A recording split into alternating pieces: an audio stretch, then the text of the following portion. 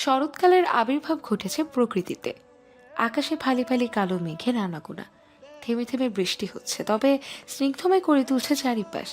বৃষ্টির কারণে রোদের দেখা প্রকৃতিতে মেলে না বললেই চলে। তবে আজ সবাইকে চমকে দিতে সূর্যের আগমন ঘটেছে, তবে তার তাপদাহ খুবই নিম্ন। পরীক্ষার হলরুম থেকে বেরিয়ে রোদ দেখে মুচকি হাসি দিই। চারিদিক কেমন ঝলমল করছে। গাছের পাতায় জমে থাকা পানিতে রোদের আলো পড়ে আলোর প্রতিফলন হচ্ছে চারপাশে। এই জন্য এক মন কাড়া দৃশ্য। কেটে গিয়েছে 4টি মাস। এত জলদি কিভাবে সময় চলে গেল তা বুঝতেই পারিনি।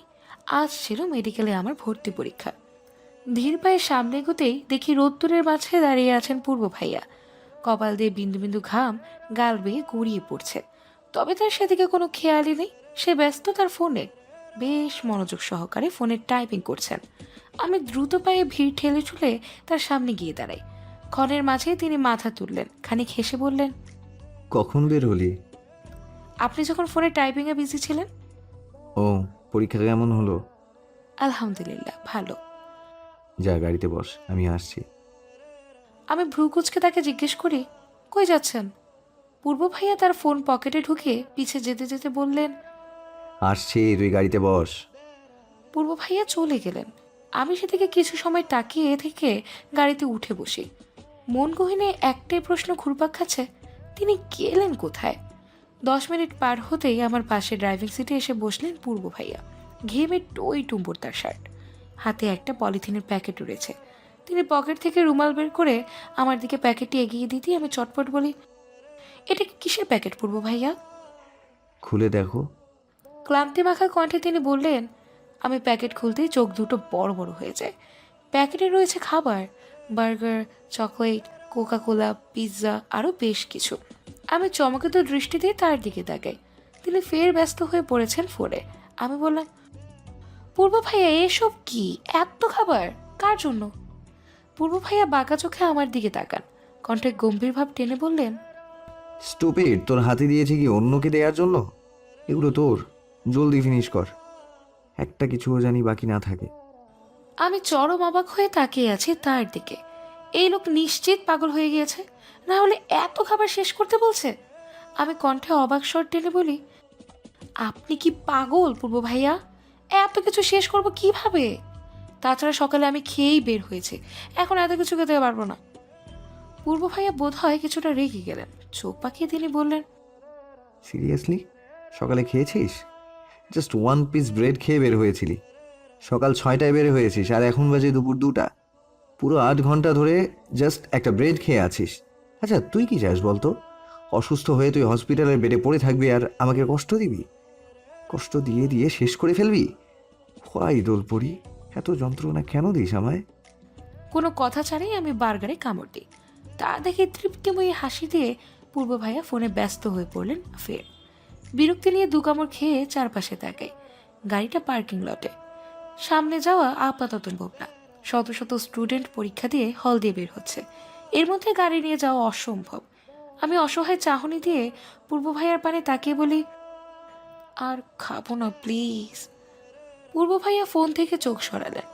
আমার হাতের দিকে চেয়ে ফের মুখশ্রীতে রাগী ভাবটা টেনে আনেন। রাগান্বিত কণ্ঠে তিনি বললেন, থাপ্পড় চিনিস? খেয়েছিস কি যে আর খাবো না বলছিস? পুরোটা শেষ কর দোল, না হলে বল আমি খাইয়ে দিই অন্য স্টাইলে। কথাটা বলে তিনি বাঁকা হাসি দিয়ে চোখ মারলেন।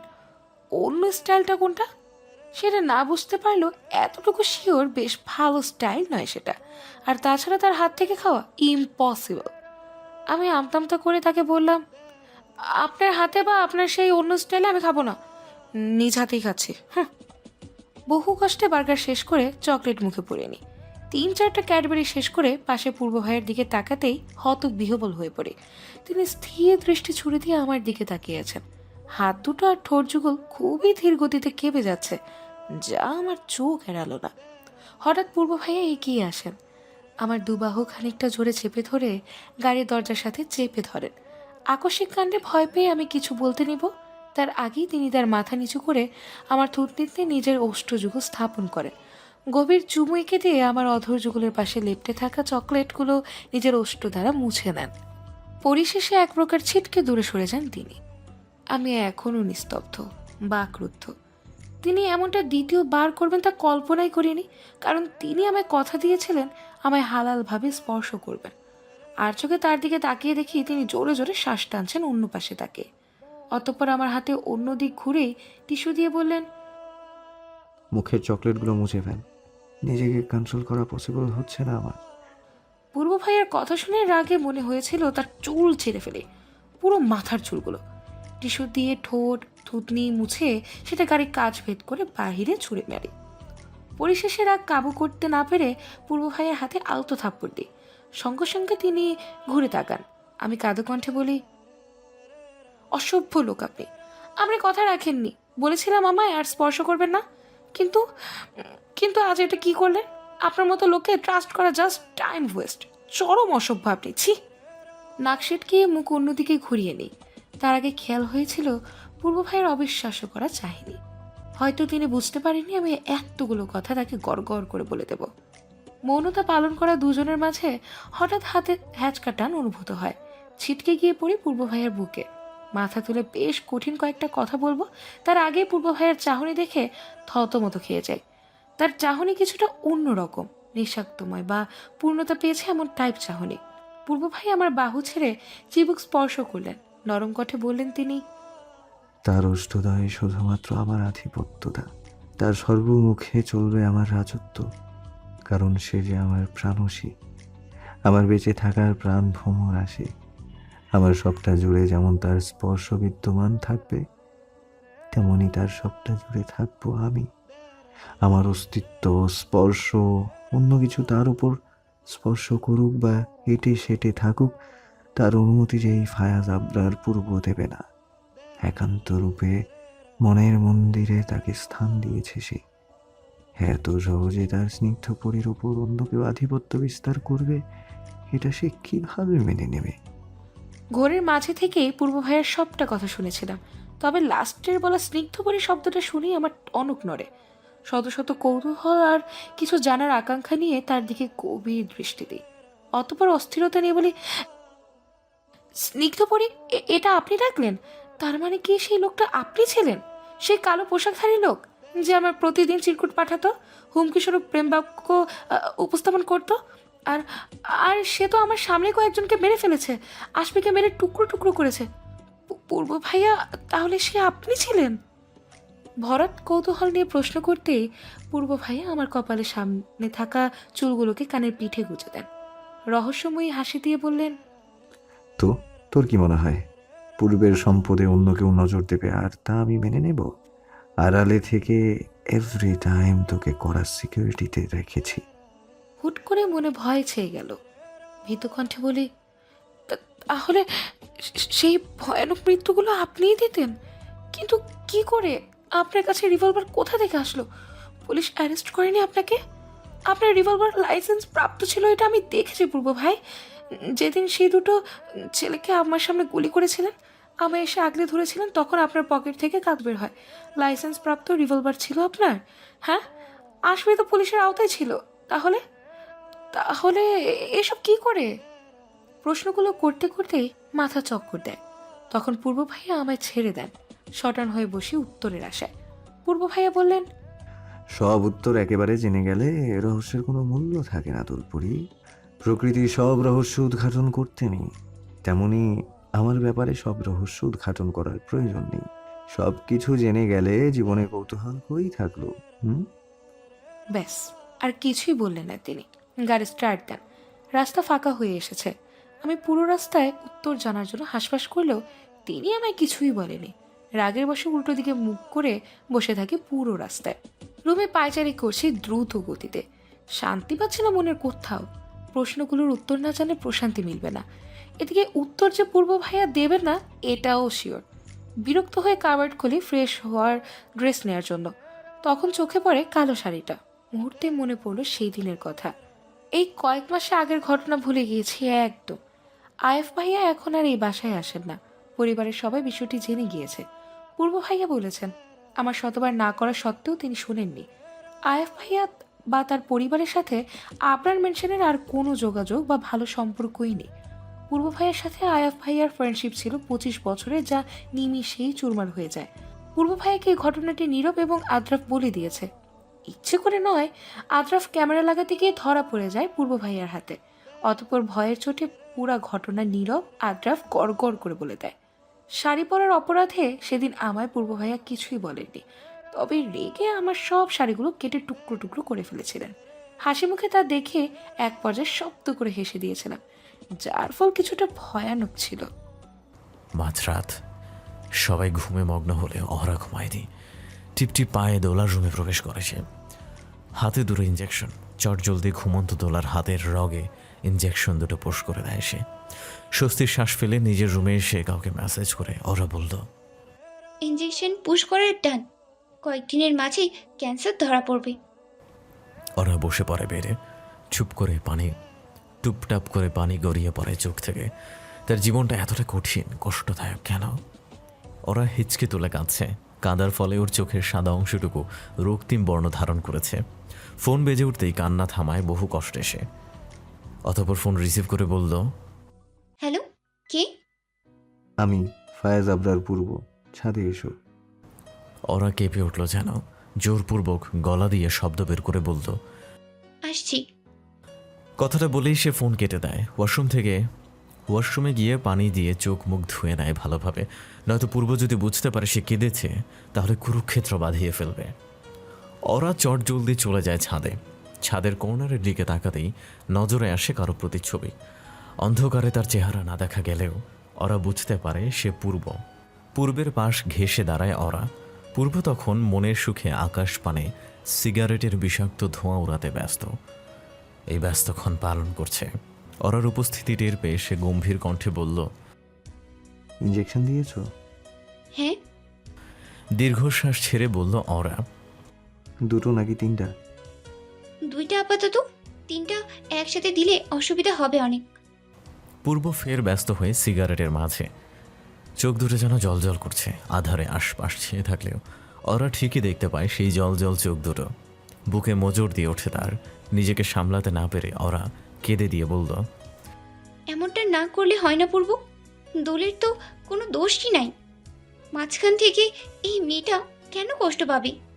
পূর্ব হাতের সিগারেটটা ফেলে দেয়, পায়ের তলায় রেখে পিষে ফেলে একদম।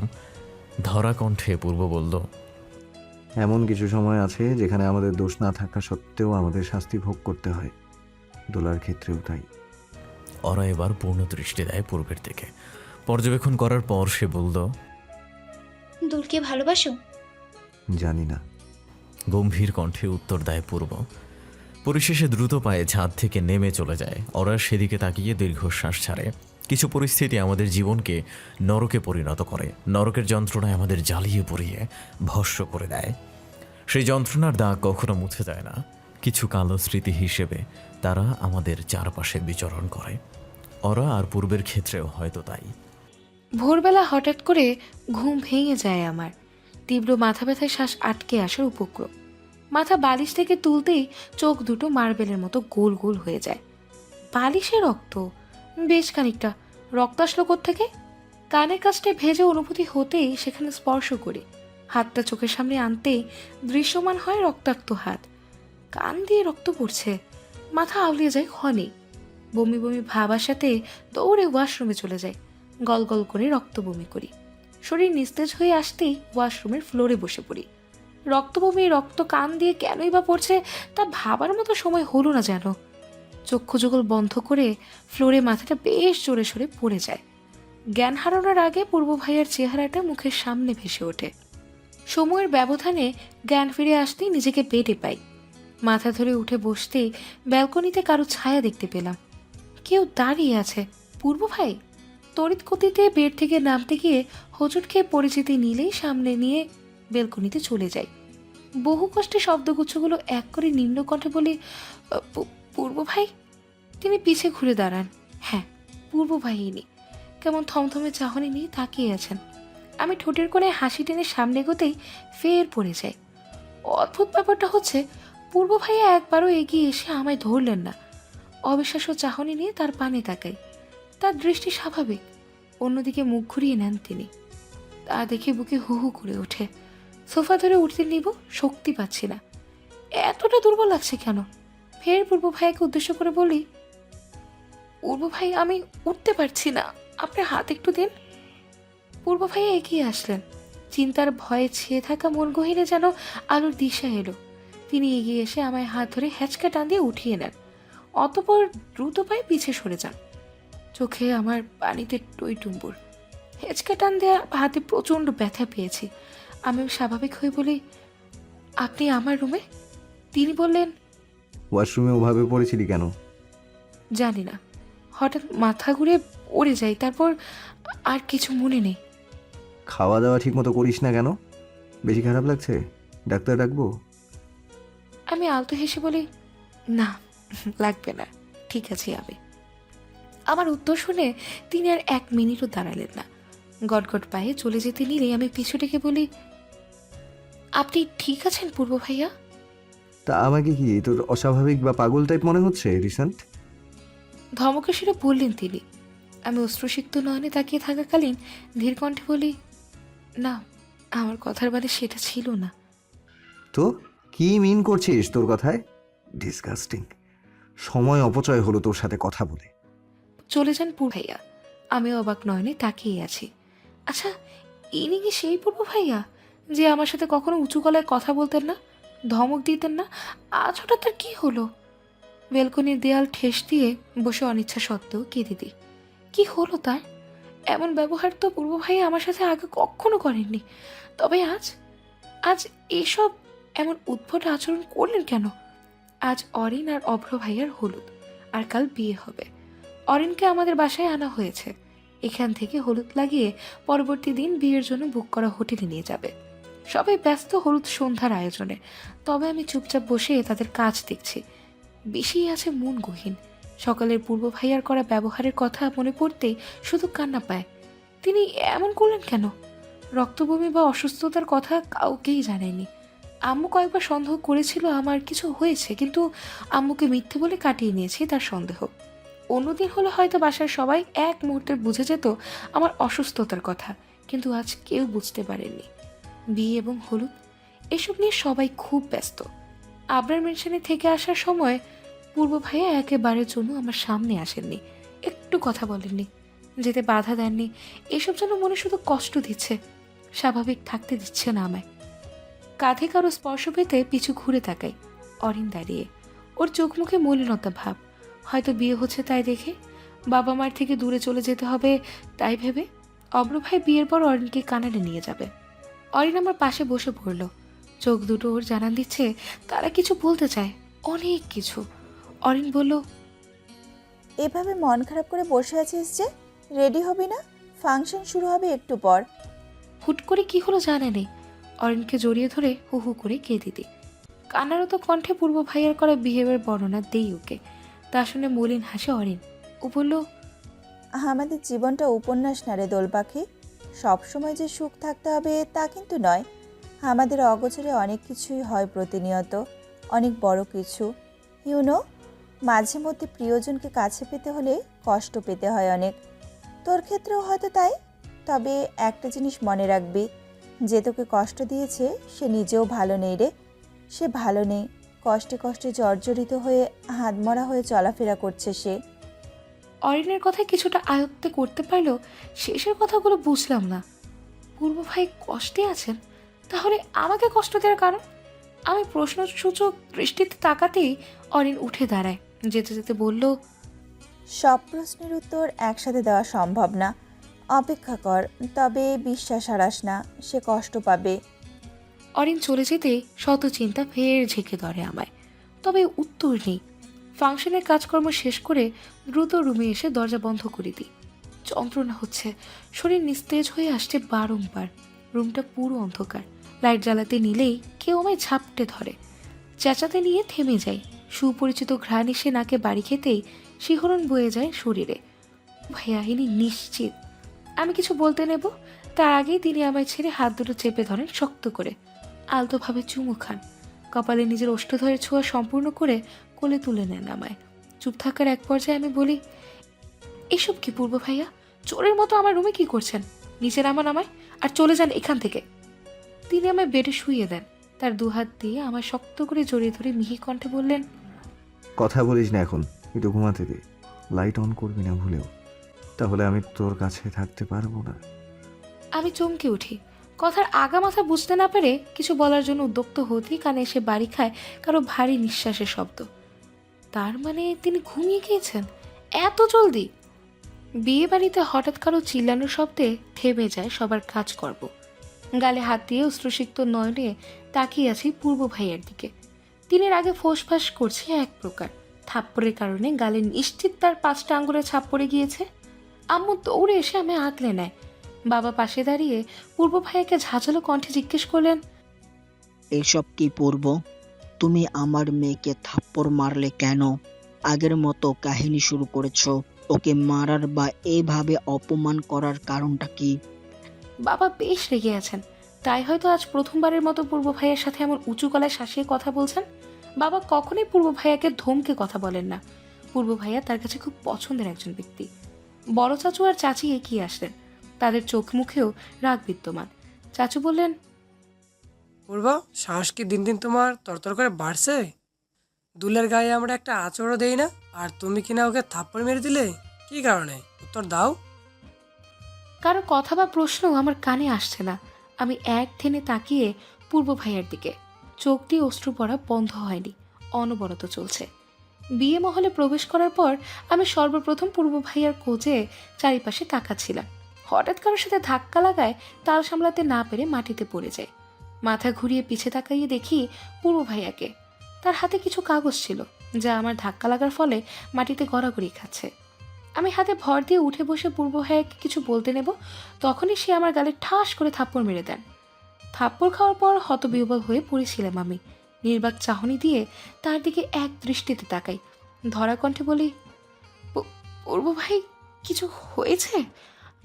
আপনি আমায় থাপ্পড় মারলেন কেন? পূর্ব ভাইয়া বাজখাই কণ্ঠে বললেন, ডাফার গার্ল, চোখ কই থাকে তোর? দেখে চলতে পারিস না? এই কাগজগুলো কতটা গুরুত্বপূর্ণ তুই জানিস? সব তোর কারণে মাটিতে পড়ে নষ্ট হয়ে গেল। ফ্লোর টাইলস করা, শুভ্র রঙের স্বচ্ছ টাইলস, একদম পরিষ্কার চারিপাশ। কাগজগুলো একদম ছকছকে রয়েছে, ময়লা নেই আশেপাশে। তাহলে কাগজ ময়লা কোথায় হলো? আমি মাথা তুলে কান্না দমন করে বলি, পুরু ভাইয়া, এখানে তো কোনো ময়লা আবর্জনা নেই। কাগজ ময়লা হলো কিভাবে আর কোথায়? কাগজগুলো তো ঠিকই আছে। কথাটা বলার পরপরই পুনরায় বলিষ্ঠ হাতের চর পড়ে আমার গালে। গাল দুটো যেন জ্বলে যাচ্ছে। চোখ দুটো থেকে অবাধ্য পানি নিজ নিয়মে গড়াতে থাকে। তিনি ফের ঝাঁঝ মেশানো কণ্ঠে বললেন, বড়দের মুখে মুখে তর্ক করিস? লজ্জা করে না? কাগজগুলো তুলে দিত আমার হাতে। পূর্ব ভাইয়ার কথা সম্পূর্ণ হওয়ার পরপরই আম্মু আব্বু চলে আসে। সাথে বেশ কয়েকজোড়া চক্ষু তো আমাদের অনেক আগে থেকেই লক্ষ্য করছে। কেউ কেউ তামাশা ভেবে মিটমিটিয়ে হাসছে। লজ্জায় মাথা নিচু করে কান্না করে দিই, কারণ তাকে কিছু বলার সাহস, মন, ইচ্ছে কিচ্ছু নেই আমার। বড় চাচুর কথায় পূর্ব ভাইয়া তার দিকে তাকালেন। তার চোখ দুটো রক্তিম আকার ধারণ করেছে। তিনি হঠাৎ কিছু না বলেই চলে যান সেখান থেকে। আমি নিজেও চক্ষু লজ্জায় সেখান থেকে দৌড়ে চলে যাই। যাওয়ার আগে আম্মুকে বলে গিয়েছি বিয়েটা যেন থেমে না থাকে। আমার জন্য টেনশন করার দরকার নেই, আমি বাসায় যাচ্ছি। আম্মুকে বোঝাতে বেশ বেগ পেতে হয়, কারণ তিনি আমায় ছাড়তে চাইছিলেন না। কিন্তু আমি জোর গলায় বলার পর তিনি রাজি হয়ে যান। গাড়ি নিয়ে উল্টাপাল্টা ড্রাইভ করে ঢাকার বাইরে চলে আসি। এটা মূলত মুন্সিগঞ্জ, এক নদীর কিনারা। গাড়ি থেকে নেমে গিয়ে এলোমেলো পায়ে হেঁটে সামনে চলে যায়। পা দুটো বেগতিকভাবে কাঁপছে। নদীর পাশে ধপ করে বসে পড়ে কেঁদে দিই। চিৎকার করে কাঁদতে কাঁদতে দুর্বল হয়ে পড়ে শরীর। ফের রক্তবমি হয়। দুর্বল শরীরটা ঘাসের মাঝে এলি দিয়ে জোরে জোরে শ্বাস দিয়ে চোখ বন্ধ করে ফেলি। পূর্ব ভাইয়াকে আচানক ঘৃণা করতে মন চাইছে। মন গহীন থেকে তার জন্য বরাদ্দকৃত জায়গাটুকুকে ধ্বংস করে দিতে ইচ্ছে করছে। এ কোন পূর্ব ভাইয়া? এতটা কঠিন আচরণ! তার উপর আজ গায়ে হাত তুললেন। তবে কি আমি মানুষ চিনতে ভুল করলাম পূর্ব ভাইয়াকে পছন্দ করে? মনে মনে প্রশ্নগুলো আওড়াতে যখন আমি ব্যস্ত, তখন কারো পায়ের শব্দ ভেসে আসে কর্ণকুহরে। শোয়া থেকে উঠে বসে সামনে তাকাতেই খেয়াল হয় একজন ব্যক্তিকে। সে কালো রঙের একটা লম্বা কোট, মাথায় হেড আর সার্জিক্যাল মাস্ক পরে আমার থেকে 3 ফুট দূরে দাঁড়িয়ে আছেন। কিছুটা ভয় ছেঁকে ধরেন মনে।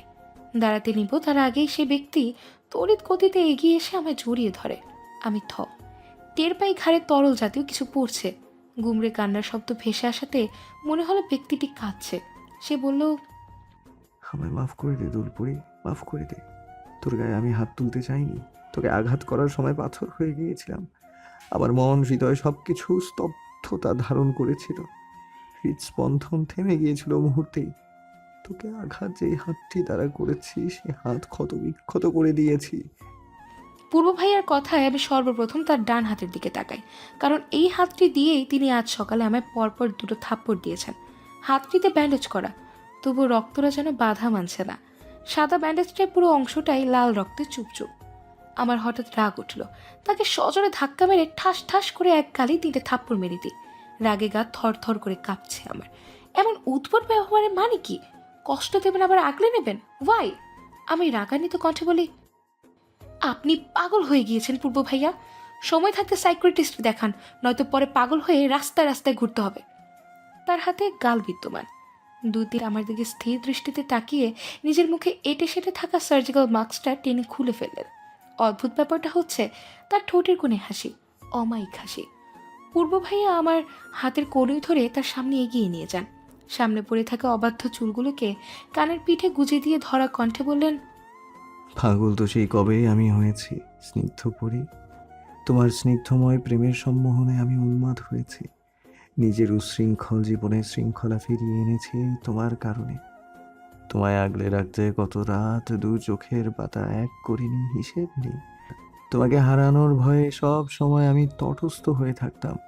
তোমার থেকে দূরে সরে হিংস্র হয়ে যেতাম, আবার তোমার ছোঁয়া পেলে হয়ে যেতাম অমানুষ থেকে মানুষ। এক নিঃশ্বাসে কথাগুলো বলে দিয়ে তৃপ্তিকর শ্বাস ছাড়েন তিনি। চোখে তার পানির রেশ। কিছু বলতে চাইছে চোখ দুটি, অনেক কিছু, তবে কোনো বাধা পেয়ে সে কিছুই বলতে পারছে না। তরতর করে বেড়ে ওঠা রাগগুলো ক্ষণের মাঝে যেন নিভে গেল তার এই মোহনীয় কণ্ঠের হৃদস্পন্দন থামিয়ে দেওয়া কথাতে। এতটা আবেগ মিশে কেউ কথা বলতে পারে? পূর্ব ভাই আমার হাত ছেড়ে দেন, ঘাসের ওপর বসে পড়লেন। তিনি থমথমে কণ্ঠে বলা শুরু করলেন, ভালোবাসিস আমাকে? আচানক এমন প্রশ্ন আমি থতমত খেয়ে যাই, তবে তা বাহিরে প্রকাশ না করে দৃঢ় কণ্ঠে বলি, আপনাকে ভালোবাসতে যাবো কোন দুঃখে? আপনি তো একটা পাগল। মিনিটে মিনিটে গিরগিটির মতো রূপ বদলান, কখনো আগলে নেন তো কখনো ছুঁড়ে ফেলেন। আপনাকে ভালো যদি বাসি তাহলে জীবন নরকে পরিণত হবে। পূর্ব ভাইয়া অসহায় চোখে বললেন, ভালোবাসিস না? একদমই না। কাটকাট কণ্ঠে জবাব দিই, তাহলে এতক্ষণ এভাবে চিৎকার করে কাঁদছিলি কেন? আমি ইগনোর করলে এভাবে কষ্ট পাস কেন? কাঁদিস কেন? ভরকে যাই ফের একবার। ভ্রু দুটি কুচকে আছে সন্দেহের কারণে। কেমন যেন লাগছে তার ব্যবহার, কথাবার্তার ধরন। হুট করে মনে হলো এতক্ষণ ভালো করে পূর্ব ভাইয়াকে খেয়ালই করিনি।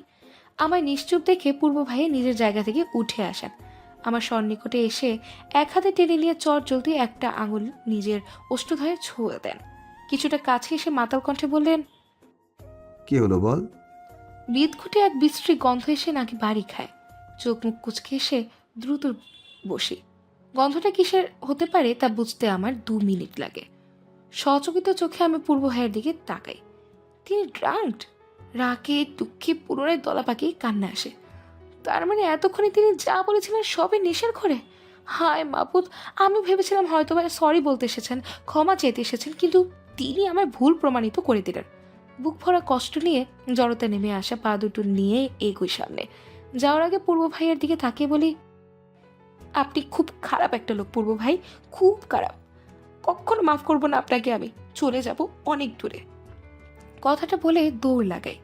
যাওয়ার আগে দৃশ্যমান হয়েছিল পূর্ব ভাইয়া দাঁড়া থেকে ঠাস করে নিচে পড়ে যান। আমি যাইনি একবারও তার কাছে। চোখে পানি নিয়ে দৌড়ে সেখান থেকে রোডে চলে আসি।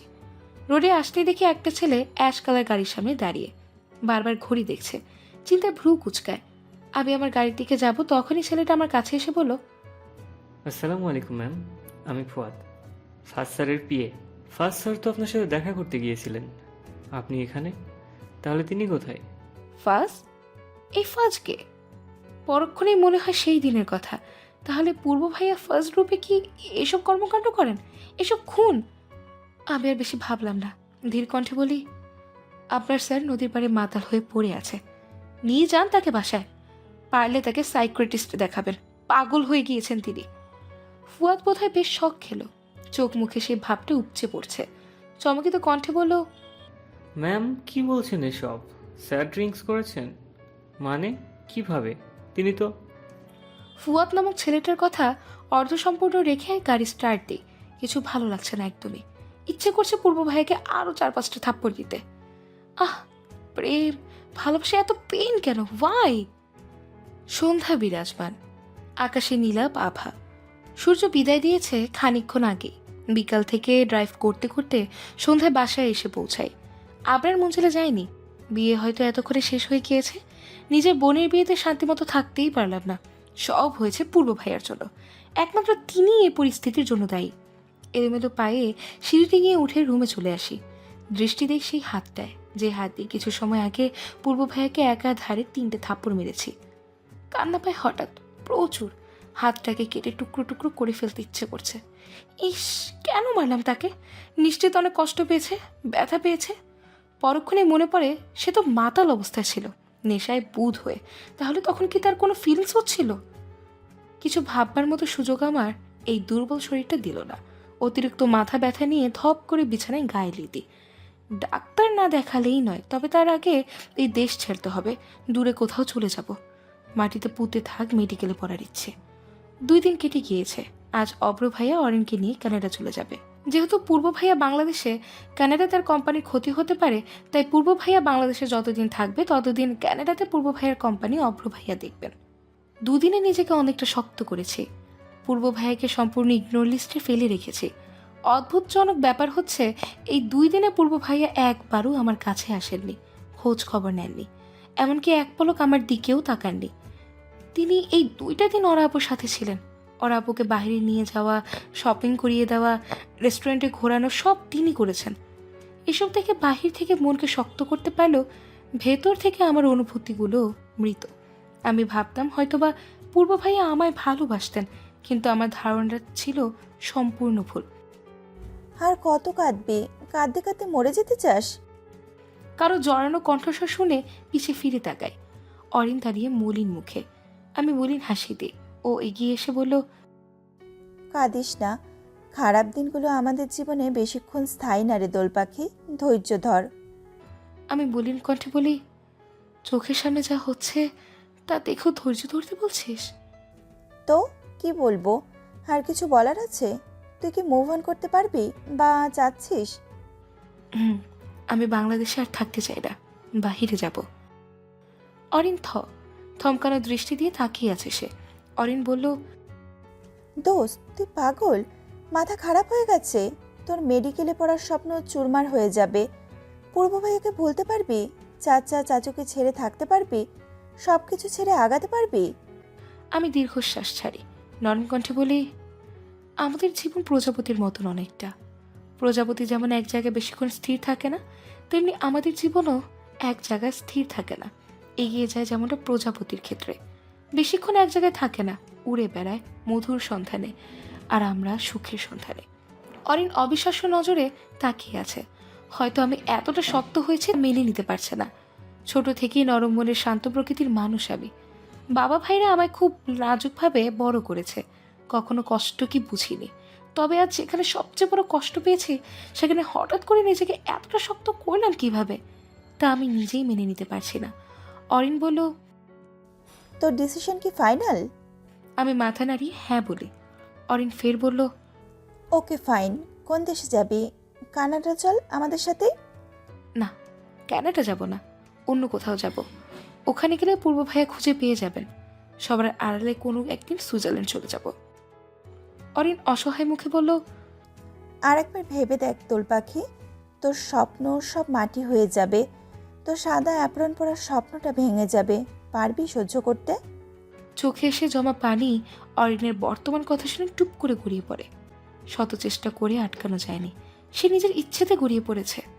আমি বুকে পাথর চাপা দিয়ে বহু কষ্টে বলি, ডাক্তার হওয়ার স্বপ্নটা না হয় স্বপ্ন হিসেবেই থাক অরি। বেঁচে থাকলে বাচ্চা কাচ্চাকে ডাক্তারি পড়াবো, নয়তো সুইজারল্যান্ড গিয়ে চেষ্টা করবো কোনো মেডিকেলে অ্যাডমিশন টেস্ট দেওয়ার, বুঝলি? অরিন হঠাৎ আমায় জড়িয়ে ধরে খুব শক্ত করে, নিম্নস্বরে বলে, বড় হয়ে গেছিস দোল পাখি। আমি হেসে দিই। সেই হাসির মাঝে লুকিয়ে আছে শত শত কষ্টের ছাপ। এয়ারপোর্ট অরিনকে বিদায় দিয়ে আলাদা গাড়িতে একা একা ড্রাইভ করতে করতে আগের সেই জায়গাটা যাই, নদীর পাড়ে। মন ভালো করার অন্যতম স্থান এটা আমার। কিছু দূর যেতেই সামনে এসে পড়ে কয়েকজন লোক। তাদের সবার হাতে রিভলভার, একদম ঘিরে ধরে দাঁড়িয়ে আছে। আমি আচানক ভয় পেয়ে যাই, ভীত কণ্ঠে বলি, কারা আপনারা? কিছু বলবেন? এভাবে দাঁড়ালেন কেন? লোকগুলো নিশ্চয়। হঠাৎ পেছন থেকে কেউ কর্কশ কণ্ঠে বলল, ওদের তোমরা দিয়ে কোনো কাজ নেই মিস মেহরুজ, আমরা তোমার দিয়ে কাজ। চর জলদি পিছিয়ে তাকায়। একজন লোক দাঁড়িয়ে, 20 থেকে 25 বছরের, হলুদ দাঁত দিয়ে বিশ্রী হাসি দিচ্ছে। তার হাতেও একটা রিভলভার। আমি থমথমে কণ্ঠে বলি, কি চাই আপনার? হ্যাঁ, এভাবে পথ আটকে দাঁড়ালেন যে? লোকটি এগিয়ে এসে দ্রুত পায়ে ভরকে গিয়ে পিছে যেতে নিলেই উপস্থিত লোকজনদের মধ্য হতে একজন আমার পায়ে লাথি দেয়, যার ফলস্বরূপ মাটিতে মুখ থুবড়ে পড়ে যায়। এতে করে সামনে দাঁড়িয়ে থাকা লোকটি রেগে যায়। সে বলল, ওই কুত্তা, এই শরীরে লাথি দিলি কেন? এটার প্রফেশনাল মাল, বুঝছস? এর খাতিরদারি করতে হইব বেশি, নাহলে স্যার আমাকেও সবগুলো মায়েরা ফেলবো। কাচুমাচু মুখ করে সে বলল, সরি ফাহিম ভাই, আর লাথি দিমু না, মায়েরা পালাইতে নিছিল তাই লাথি মারছি পায়ে। ফাহিম নামে ছেলেটি এবার পূর্ণ দৃষ্টি আমাতে দেয়, লোভাতুর দৃষ্টি। আমি ব্যথায় চোখ মুখ খিচে বন্ধ করে আছি। ফাহিম আমার পাশে বসে পড়ে, ইঞ্জেকশন বের করে হাতের আগে পুশ করে এক সিরিঞ্জ রক্ত নিয়ে গাড়ি নিয়ে সামনে যায়। আমি চুপিসারে মাটিতে পড়ে আছি, মাথা ব্যথা করছে খুব। চিন্তায় চিন্তায় বোধ হয় জ্বর এসে পড়েছে। লোকটা আমার রক্ত নিল কেন? ফাহিম হঠাৎ হাতে থাকা সিরিঞ্জ মাটিতে জোরে ছুঁড়ে ফেলে। অতপর নিজের ফোন বের করে কর্কশ কণ্ঠে বলল, স্যার, আমাদের সন্দেহ ঠিক, আরা ম্যাডাম দেনাই ডলারে ইঞ্জেকশন পূর্বের সাথে মিলে আমাদের ধোকা দিচ্ছে।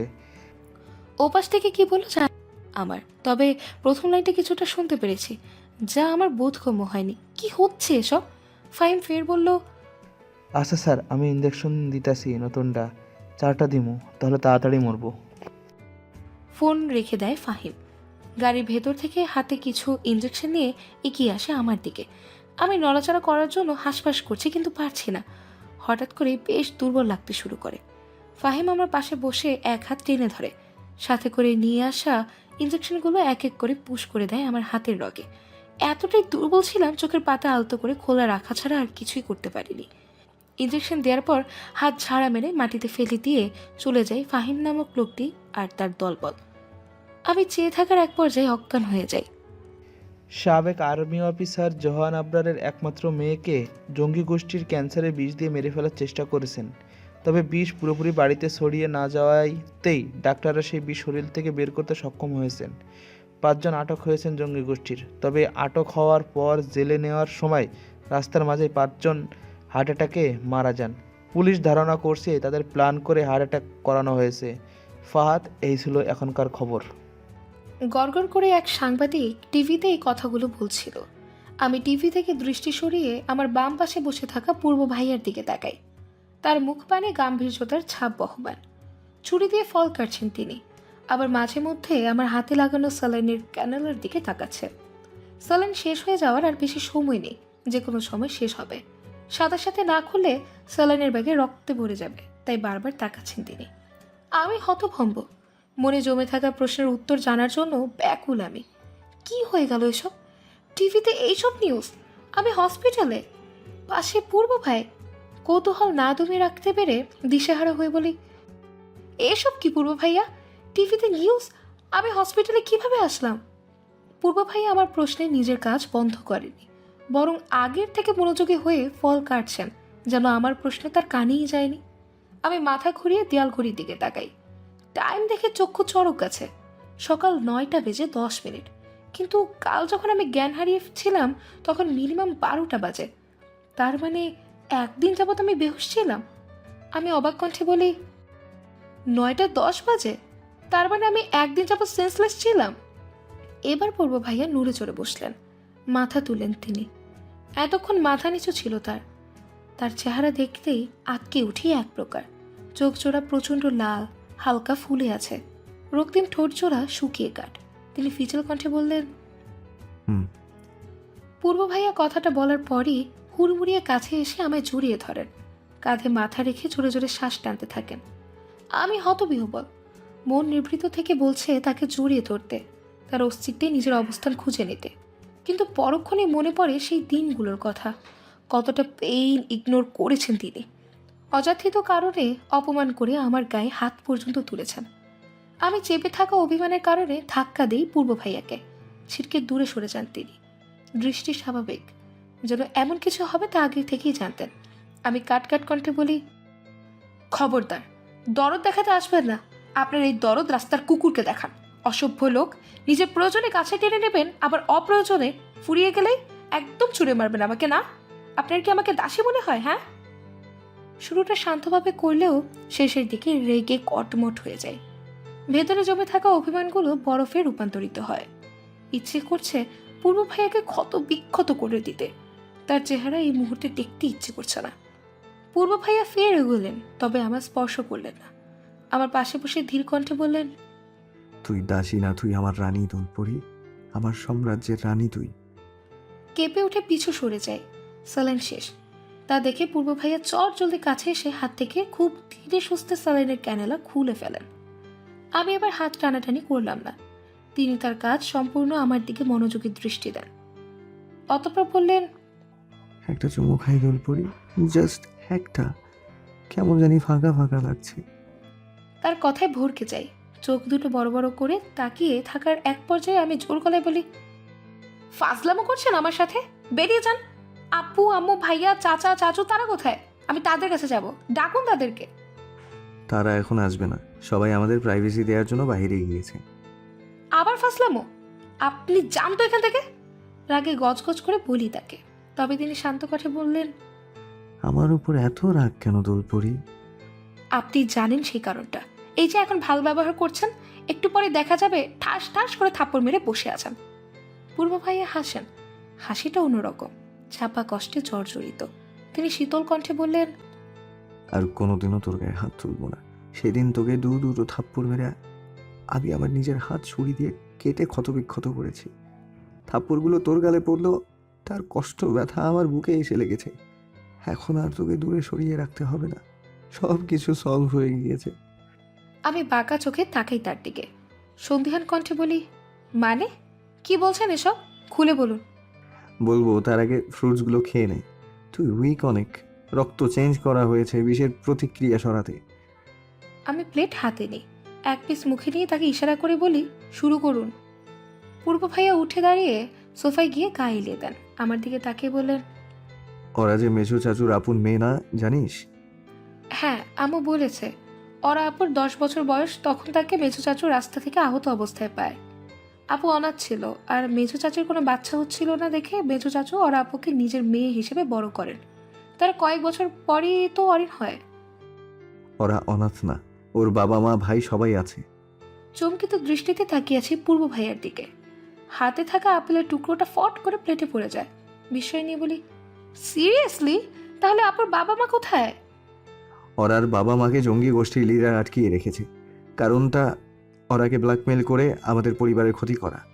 তারা সবাইকে ছেড়ে ওরাকে চুজ করেছিল, আর আমাদের পরিবারের থার্ড পার্সন হিসেবে ঢুকিয়ে দেয়। ওর বাবা মা ভাইকে আটকে রেখে ব্ল্যাকমেল করে। আমাদের পরিবারের ক্ষতি না করতে পারলে তারা ওরার পরিবারকে মেরে ফেলবে এমন হুমকি ধমকি দেয়। ওরা না চাইতেও খারাপ কাজে জড়িত হয়। 10 বছর বয়স থেকেই ওর ব্রেন ওয়াশ করা হয়েছে। এক দফা শখ পেয়ে আরেক দফা সহ্য হলো না। উতলা হয়ে বলি, আমাদের পরিবারের ক্ষতি কারা করতে চায়, আর কেন? পূর্ব ভাইয়া উঠে দাঁড়ালেন। আমার সামনে এসে প্লেট থেকে ফল তুলে মুখে দিয়ে বললেন, কারা করতে চায় আই ডোন্ট নো, তবে তাদের সাথে আমাদের পরিবারের বহু পুরাতন শত্রুতা। শুধু তাদের সাথেই না, বাংলাদেশের সাথে শত্রুতা। বাংলাদেশের ক্ষতি চায় তারা। এমন অনেক নিরীহ বাঙালিকে মেরেছে যাদের ছিল না কোনো দোষ। 26 বছর পেরিয়ে গেছে, এখনো কেউ ওদের ধরতে পারেনি, না পুলিশ, র্যাব, কেউ না। খুব ধূর্ত ওরা। আমি ভীত কণ্ঠে বলি, আমাদের পরিবারের সাথে কিসের শত্রুতা হতে পারে? আমাদের ক্ষতিই কেন চায়? জানতে পারিনি এখনো, কোনো প্রমাণ ফেলে রাখেনি। যেই 5 জন ওদের আন্ডারে কাজ করতো, বাংলাদেশ থেকে তারা মারা গিয়েছে। আচ্ছা, আমি ভেবেছিলাম লুকিয়ে রেখে ব্যাপারটা সলভ করব, কিন্তু তার আগেই সব ভাইরাল করে দেয় কেউ। সে আমার কাছের কেউই হবে নিশ্চিত। এখন বাংলাদেশের সবাই জানে এই ব্যাপারে, তাই ওরা আরও সতর্ক হয়ে গিয়েছে। নেক্সট যেই পদক্ষেপ নিবে সেটা ভয়াবহ হবে। ভয়ের তো চাহনি দিয়ে চেয়ে আছে। এত কিছু হয়ে গিয়েছে। পূর্ব ভাইয়া আমার দিকে তাকিয়ে বলেন, ভয় পাস না, আমি আছি না, কিচ্ছু হবে না।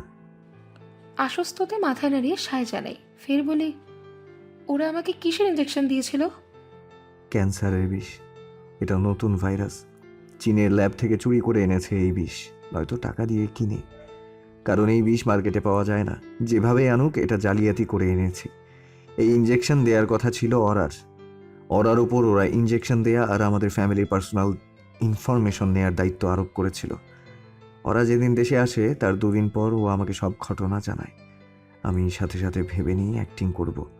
ওরা চাইতো যাতে আমি ওরার সাথে ক্লোজ হয়ে যাই আর তুই কষ্ট পাস। ঘুরে ফিরে এই এক জায়গাতেই আটকাতো, তোকে কষ্ট দেয়া। পরিবারের অন্য সদস্যদের এখনো কোনো ক্ষতি করেনি। কেন এটা চাইছে তা জানতে পারিনি এখনো, আর না জানা সম্ভব। সব কিছু ফাঁস হয়ে গিয়েছে। আমি আটকে উঠে বলি, ওরা আপুর বাবা মা ওনারা ঠিক আছেন? ওদের কানাডায় রাখা হয়েছিল। ওখানকার পুলিশের তত্ত্বাবধানে সেফ আছে তারা। স্বস্তির শ্বাস ফেলি। আরও অনেক প্রশ্ন ছিল, তবে তার উত্তর পাওয়া সম্ভব নয়।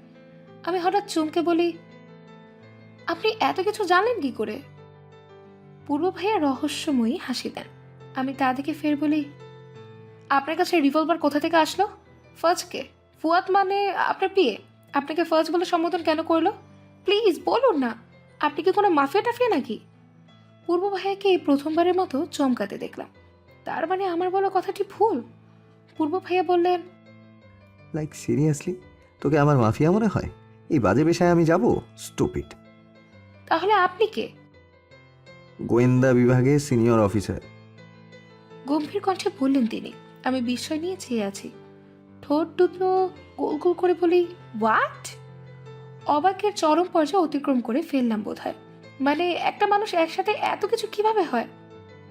Businessman, then singer, and now গোয়েন্দা বিভাগের সিনিয়র অফিসার। মাই গড! পূর্ব ভাইয়া বললেন, এভাবে তাকিয়ে আছিস কেন? ফ্রুটস ফিনিশ কর ফাস্ট। আমি কিছু বলতে নেব তার আগেই দরজা ভিড়িয়ে হন্তদন্ত হয়ে প্রবেশ করে নীরব। ওকে দেখে খানিক অবাক হই। নীরব বলল, পূর্ব ভাই, কাজী আনছি। দোলের বাবা আমাদের এই পাঞ্জাবিটা দিল। আপনি যান, চেঞ্জ করে আসেন, বিয়ে পড়ানো শুরু করব। দিশাহারা চোখে পূর্ব ভাইয়ার দিকে তাকাই। তিনি মিটি মিটি হাসছেন। উঠে দাঁড়িয়ে নীরবের কাছে যান। আমি বলি, বিয়ে? কার বিয়ে? নীরব দাঁত কেলিয়ে বলল, কেন? তোর তোর আর পূর্ব ভাইয়ের? ভাইয়া তোরে রাস্তা থেকে তুলে এনে সবাইকে বললো আজকেই তোকে বিয়ে করবে, তাই হসপিটালেই কাজে আনছি। তড়িৎ গতিতে ঘাড় বাঁকিয়ে পূর্ব ভাইয়ার দিকে তাকায়। তিনি চোখ টিপ মেরে ইশারায় বললেন, ওয়েট করবো, আজ একদম নিজের করে নিব তোমায়। বলেই তিনি চলে গেলেন। আমি এখনো শকে। হচ্ছেটা কি? বিয়ে? লাল রঙের একটা ওড়না মাথায় দিয়ে চুপিসারে বসে আছি হসপিটালের বেডে। ওরা আপু পাশে বসে মিষ্টি হেসে কথা বলছেন। অতঃপর সেই ক্ষণটা থমকে এসে দাঁড়ালো। কাজে কবুল বলতে বলল। আমি বেশ সময় নেই। বাবা মায়ের দিকে তাকাতেই তারা ইশারায় কবুল বলতে বললেন। আমি কয়েক ফোঁটা চোখের পানি ফেলে লম্বা সময় নিয়ে কবুল করে দিই। সবাই আলহামদুলিল্লাহ বললেন। কাজে বলল, আলহামদুলিল্লাহ, বিয়ে হয়ে গেছে তাদের। ফায়াজ, আবরার, পূর্বা আর মেহরুজ দোলা, এরা দুজন এখন থেকে স্বামী স্ত্রী। আমি চোখ বন্ধ করিনি। প্রশান্তি অনুভূত হচ্ছে।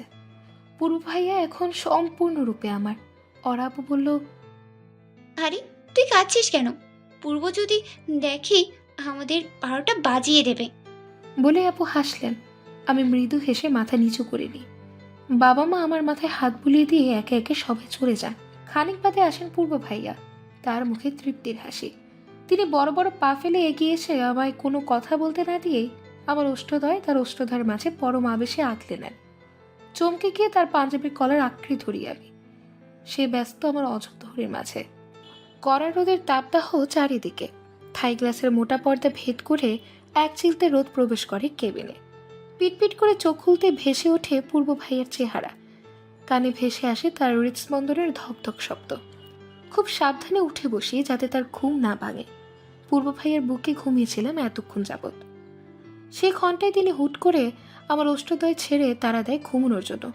ডাক্তারের নির্দেশ এটা। শরীর উইক হওয়াতে ঘুম প্রয়োজন ছিল। তবে আমি জেদ ধরেছিলাম ঘুমোবো না, ঘুম আসছিল না একদমই।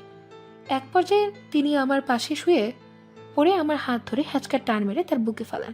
কঠিন স্বরে বললেন, ঘুমা, উঠবে না আর একবারও, তাহলে ঠাঁটিয়ে এক চড় মারবো সব কিছু উপেক্ষা করে। প্রথমে রাগে দৃষ্টি নিক্ষেপ করলেও পরক্ষণে তার বুকে মাথা দিয়ে তিনি আলতো হাতে আমার মাথায় হাত বুলিয়ে দিতে থাকেন। ক্ষণের মাঝেই ঘুমিয়ে পড়ি। দুপুর 2টো বাজে। ধীরে তার হাত আমার পিঠ থেকে সরিয়ে দিতেই তিনি নড়ে চড়ে বসেন। উঠে বসলেন তিনি, কড়া কণ্ঠে বললেন, কই যাচ্ছিস? বেড থেকে নামতে মানা করেছিলাম না? আমি আমতামতা করে বলি, মানে ওয়াশরুমে যাব। দাঁতে দাঁত চেপে তিনি ফের বললেন, তো আমাকে কি ডাকা যেত না? এখন যদি মাথা ঘুরে পড়ে যেতি? দেখ দোলপুরি, তোর বডির প্রায় 80% ব্লাড চেঞ্জ করা হয়েছে। একদিন পুরো সেন্সলেস ছিলি, তুই বড্ড উইক এখনো। করুণ স্বরে বললেন তিনি শেষের কথাটি। আমি বলি, আপনি ঘুমিয়েছিলেন, আপনি তো সে কতদিন ধরে ঠিকমতো ঘুমাননি, তাই ডাকিনি, সরি। পূর্ব ভাইয়া এগিয়ে এসে আমার বুকে চেপে ধরলেন, ধীর কণ্ঠে বললেন, আমার চিন্তা করা লাগবে না তোর, নিজের খেয়াল রাখবি ঠিক মতো।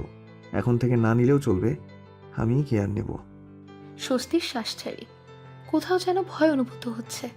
এসবের প্রাপ্য তো আমি, তাহলে এমন অপরাধমূলক অনুভূতি কেন হচ্ছে? কিছু ভুল করছি না তো? গম্ভীর মুখ নিয়ে আমার পাশে বসে আছেন পূর্ব ভাইয়া। তিনি মুখশ্রীতে গম্ভীর ভাব বহমান রাখলেও তিনি যে বেশ রেগে আছেন তা আমি ভালো করেই জানি। পূর্ব ভাইয়ার এই রাগের কারণটা বাবার সিদ্ধান্তটা ছিল এরূপ। দেখো পূর্ব, তোমার জেদের কারণে আজ এই অবস্থায় দোলের বিয়ে দিয়েছি, কিন্তু তুমি আমার মেয়েকে নিজের কাছে রাখতে পারবে না। ও এখনো ছোট, 18তে পা রাখলো, 9 মাস হয়েছে। আমরা এখনই ওকে শ্বশুর বাড়িতে পাঠাতে চাই না। যদিও জানি তুমি ওর পূর্ণ কেয়ার করবে, কিন্তু আমাদের মেয়েকে আমরা 21 বছর হওয়ার আগ পর্যন্ত তোমার কাছে দিচ্ছি না। বিয়েটাও অ্যানাউন্সমেন্ট হবে না। দোলের সঠিক বয়স হলে অফিসিয়ালি ওর বিয়ে অ্যানাউন্সমেন্ট করে ধুমধাম করে বিয়ে দেব।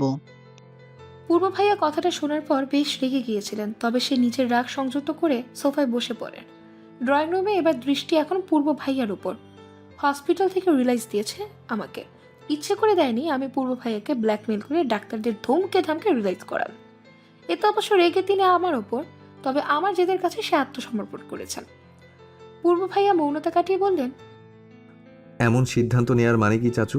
আমি কি দোলের খেয়াল রাখতে পারবো না? ইনফ্যাক্ট এতদিন ধরে তো আমি ওর সিকিউরিটি দিচ্ছি। তার কণ্ঠে ব্যাকুলতার ছাপ। বড় চাচি মলিন চোখে তাকিয়ে আছে। সেটা বুঝলাম, কিন্তু তুমি আগে নিজের কোম্পানিতে ফোকাস করো বাবা।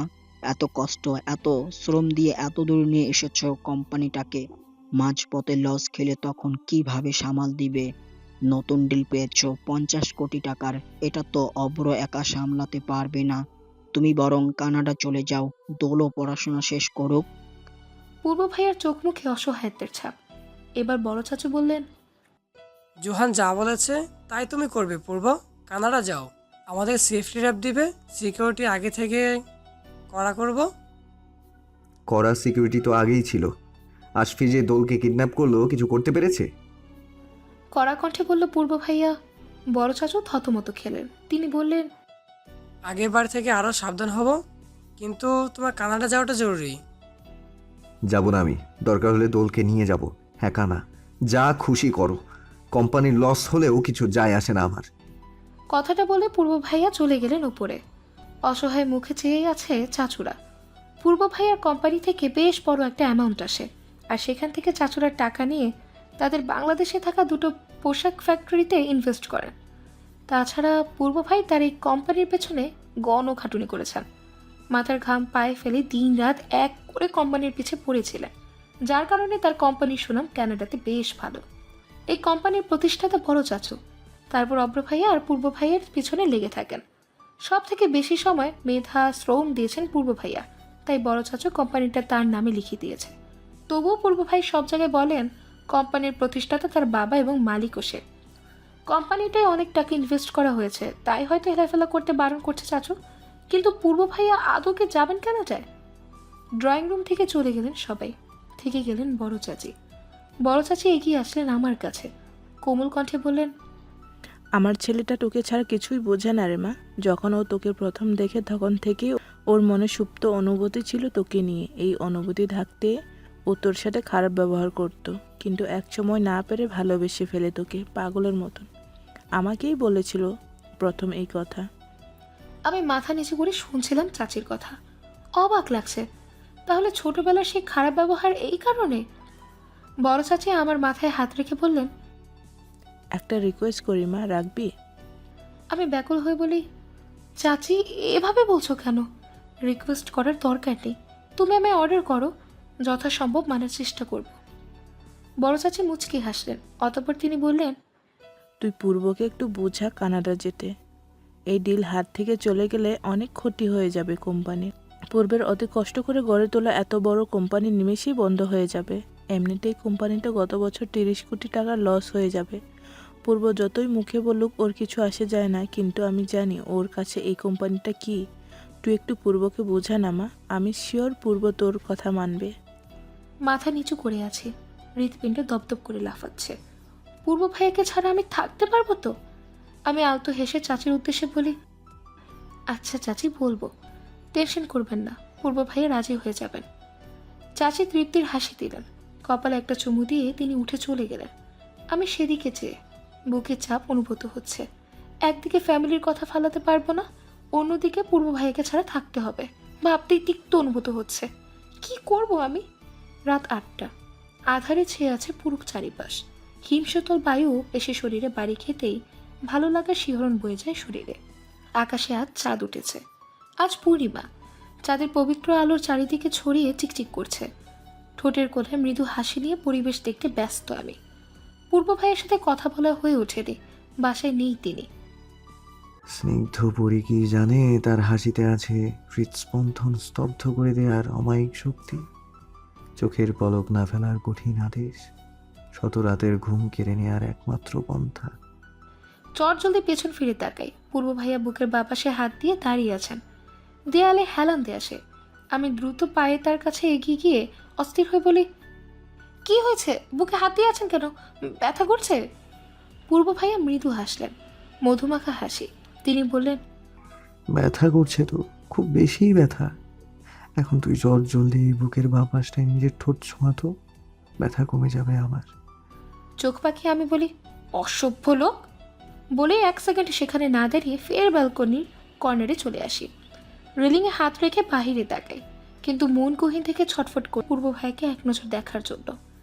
চোরা চোখে তার দিকে তাকাতেই চোকাচোকি হয়ে যায় আমাদের। লজ্জায় দ্রুত মাথা ঘুরিয়ে সামনে তাকাই।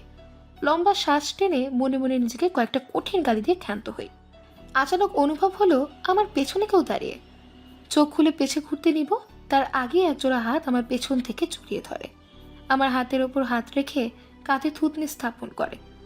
বুঝতে 1 সেকেন্ডও লাগে না ব্যক্তিটাকে। অস্বস্তিজনিত কণ্ঠে বলি, পূর্ব ভাই কি করছেন? সরে দাঁড়ান, কেউ দেখলে কি বলবে? পূর্ব ভাইয়া পেছন থেকে আর একটু শক্ত করে জড়িয়ে ধরলেন, কাঁধে নাক ঘষে ধীর কণ্ঠে বললেন, কেউ কিছুই বলবে না, আমরা হাজব্যান্ড ওয়াইফ। সেটা শুধুমাত্র আমার কয়েকজন জানি, তাছাড়া বাবা দূরে থাকতে বলেছে না আপনাকে? হ্যাঁ। পূর্ব ভাইয়া ফোঁস করে শ্বাস ছাড়লেন, বিরক্ত মাখা কণ্ঠে বললেন, তোর বাবা এমন মির্জাফরি কেন করলো বলতো? বিয়ে করে এখন সিঙ্গেলদের মতো ঘুরে বেড়াতে হচ্ছে। এতটা অপেক্ষার অবসান ঘটিয়ে বিয়ে করলাম, শেষে কিনা তোর বাবা গুটনামি করে দূরে সরিয়ে দিল। ডিসগাস্টিং। আমি কঠিন গলায় বলি, একদম বাবাকে নিয়ে আজেবাজে কথা বলবেন না আপনি, সরুন। ধাক্কা মেরে তাকে সরিয়ে দিই। পূর্ব ভাইয়ার পূর্ণ দৃষ্টি আমাতে। আমার ঘাড়ের পেছনে এক গাছের চুল ধরে সামনে আনতে নিলে আমি ফট করে বলি, আপনি কানাডা চলে যান পূর্ব ভাইয়া, প্লিজ। এটা আমার একটা রিকোয়েস্ট। এই প্রথম আপনার কাছে কিছু চাইছি, দেবেন না? পূর্ব ভাইয়া চোখ মুখ শক্ত করে নিলেন, চুয়াল শক্ত করে বললেন, অন্য যা চাইবি আমি তা আমার প্রাণের বদলে হলেও এনে দেব, কিন্তু তোর থেকে দূরে যাওয়ার কোনো কথা বলতে পারবি না। Mind it. লম্বা লম্বা পা ফেলে চলে গেলেন তিনি। অসহায় চাহনি আমার। এখন কি করব? তাকে রাজি করাবো কিভাবে? হাও?